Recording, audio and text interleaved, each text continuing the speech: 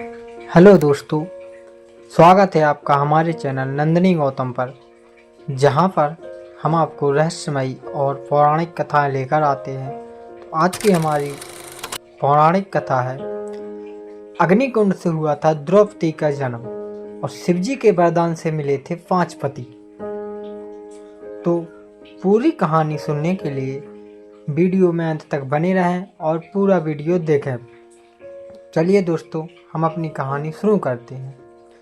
महाभारत ग्रंथ के अनुसार एक बार राजा द्रुपद ने कौरवों और पांडवों के गुरु द्रोणाचार्य का अपमान कर दिया था। गुरु द्रोणाचार्य इस अपमान को भूल नहीं पाए, इसलिए जब पांडवों और कौरवों ने शिक्षा समाप्ति के पश्चात गुरु द्रोणाचार्य से गुरु दक्षिणा मांगने को कहा, तो उन्होंने उनसे गुरु दक्षिणा में राजा द्रुपद को बंदी बनाकर अपने समक्ष प्रस्तुत करने को कहा।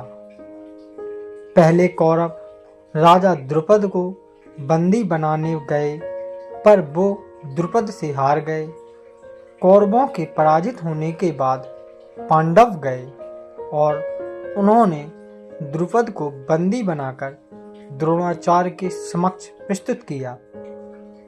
द्रोणाचार्य ने अपने अपमान का बदला लेते हुए द्रुपद का आधा राज स्वयं के पास रख लिया और शेष राज द्रुपद को देकर उसे रिहा कर दिया।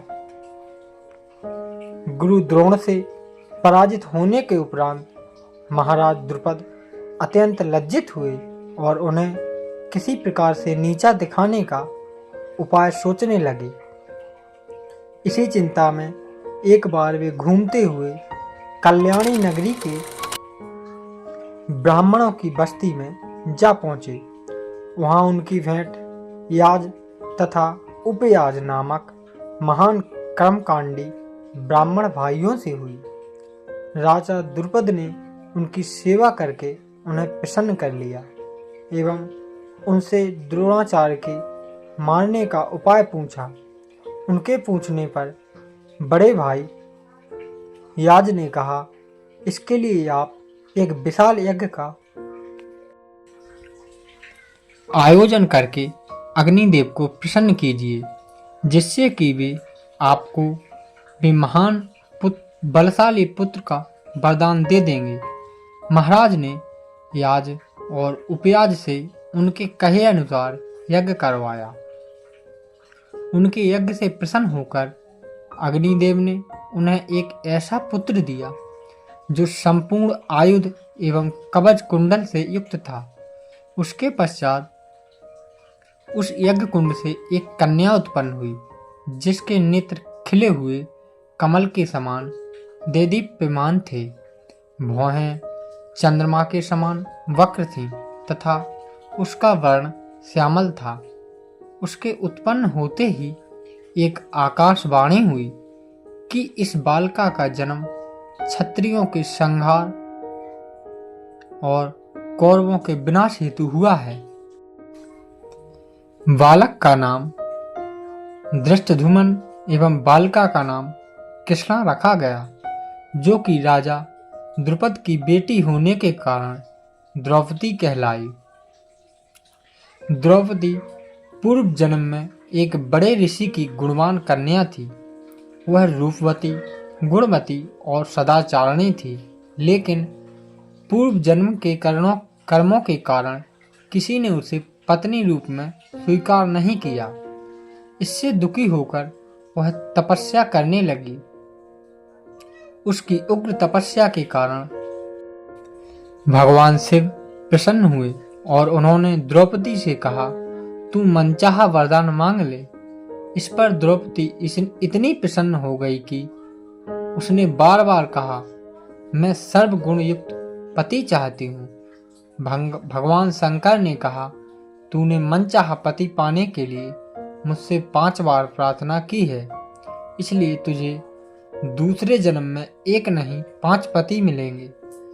तब द्रौपदी ने कहा, मैं तो आपकी कृपा से एक ही पति चाहती हूँ। इस पर शिवजी ने कहा, मेरा वरदान व्यर्थ नहीं जा सकता है, इसलिए तुझे 5 पति ही प्राप्त होंगे। महाभारत की अन्य पौराणिक कहानियां कुंती तथा पांडवों ने द्रौपदी के स्वयंवर के विषय में सुना तो वे लोग भी सम्मिलित होने के लिए धौम्य को अपना पुरोहित बनाकर पांचाल देश पहुंचे। कौरवों से छुपने के लिए उन्होंने ब्राह्मण वेश धारण कर रखा था तथा एक कुम्हार की कुटिया में रहने लगे। राजा द्रुपद द्रौपदी का विवाह अर्जुन के साथ करना चाहते थे। लाक्षागृह की घटना सुनने के बाद भी उन्हें यह विश्वास नहीं होता था कि पांडवों का निधन हो गया है। अतः द्रौपदी के स्वयंवर के लिए उन्होंने यह शर्त रखी कि निरंतर घूमते हुए यंत्र के छिद्र में से जो भी वीर निश्चित धनुष की प्रत्यंचा पर चढ़ाकर दिए गए 5 बाणों से छिद्र के ऊपर लगे लक्ष्य को भेद देगा, उसी के साथ द्रौपदी का विवाह कर दिया जाएगा। ब्राह्मण वेश में पांडव भी स्वयंवर स्थल पर पहुंचे। कौरव आदि अनेक राजा तथा राजकुमार तो धनुष की प्रत्यंचा के धक्के से भूमिसात हो गए। कर्ण ने धनुष पर बाण चढ़ा लिया, किंतु द्रौपदी ने सूत पुत्र से विवाह करना नहीं चाहा, अतः लक्ष्य भेदने का प्रश्न ही नहीं उठा। अर्जुन ने छद्म भेष में पहुंचकर लक्ष्य भेद दिया तथा द्रौपदी को प्राप्त कर लिया। कृष्ण उसे देखते ही पहचान गए। शेष उपस्थिति व्यक्तियों में यह विवाद का विषय बन गया कि ब्राह्मण को कन्या क्यों दी गई है। अर्जुन तथा भीम के रण कौशल तथा कृष्ण की नीति से शांति स्थापित हुई तथा अर्जुन और भीम द्रौपदी को लेकर डेरे पर पहुंचे। उनके यह कहने पर कि वे लोग भिक्षा लाए हैं, उन्हें बिना देखे ही कुंती ने कुटिया के अंदर से कहा कि सभी मिलकर उसे ग्रहण करो। पुत्र वधू को देखकर अपने वचनों को सत्य रखने के लिए कुंती ने 5 पांडवों को द्रौपदी से विवाह करने के लिए कहा। द्रौपदी का भाई धृष्टद्युम्न उन लोगों के पीछे पीछे छुपकर आया था। वह यह तो नहीं जान पाया कि वे सब कौन हैं, पर स्थान का पता चलाकर पिता की प्रेरणा से उसने उन सबको अपने घर पर भोजन के लिए आमंत्रित किया। द्रुपद को यह जानकर कि वे पांडव हैं बहुत प्रसन्नता हुई, किंतु यह सुनकर विचित्र लगा कि वे 5 द्रौपदी से विवाह करने जा रहे हैं। तभी व्यास मुनि ने अचानक प्रकट होकर एकांत में द्रुपद को उन 6 के पूर्व जन्म की कथा सुनाई कि एक बार रुद्र ने 5 इंद्रों को उनके दुराभिमान स्वरूप ऐसा श्राप दिया था कि वे मानव रूप धारण करेंगे। उनके पिता क्रमशः धर्म, वायु, इंद्र तथा अश्विनी कुमार होंगे। भूलोक पर उनका विवाह स्वर्गलोक की लक्ष्मी के मानवीय रूप से होगा। वह मानवी द्रौपदी है तथा वे 5 इंद्र पांडव हैं।